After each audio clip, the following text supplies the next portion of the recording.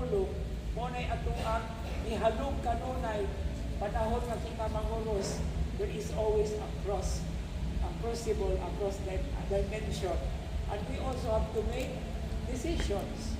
And that decisions are sometimes called, we are in the crossroads.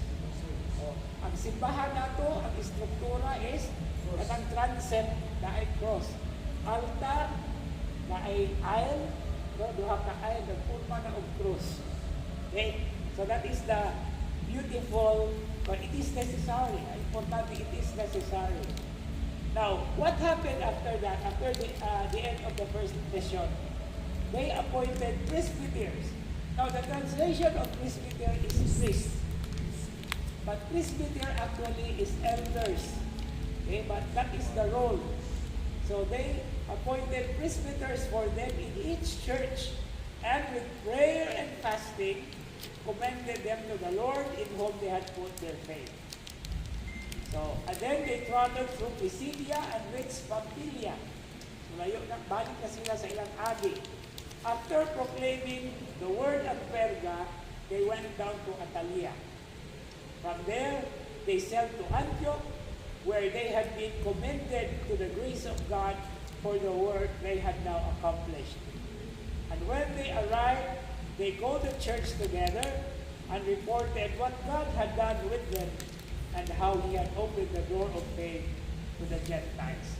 So, dili na itong kalimtan na ining maong misyon ni Pablo na adyo'y apil kita nunay ang Gentiles. It is a mission to the nations.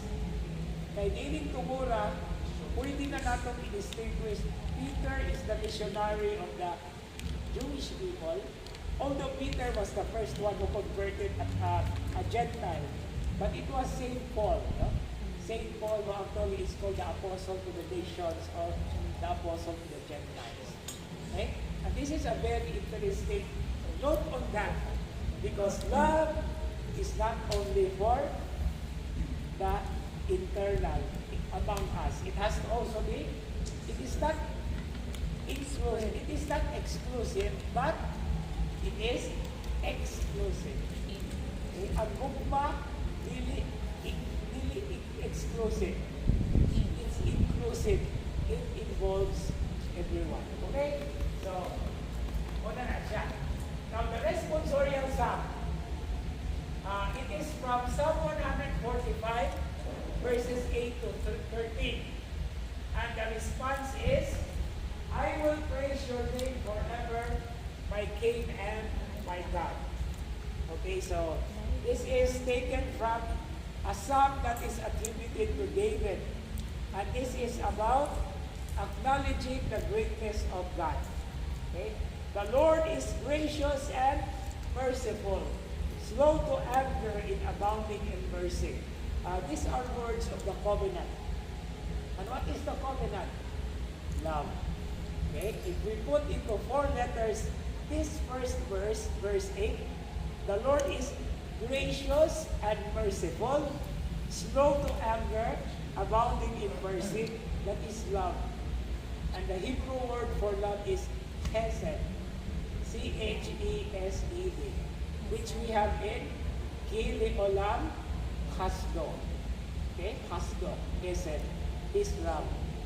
Nato yung joke sa una diri nga kanang seminarista kay kulbaan magid siya kanunay mo nang di ma-practice din siya maayo.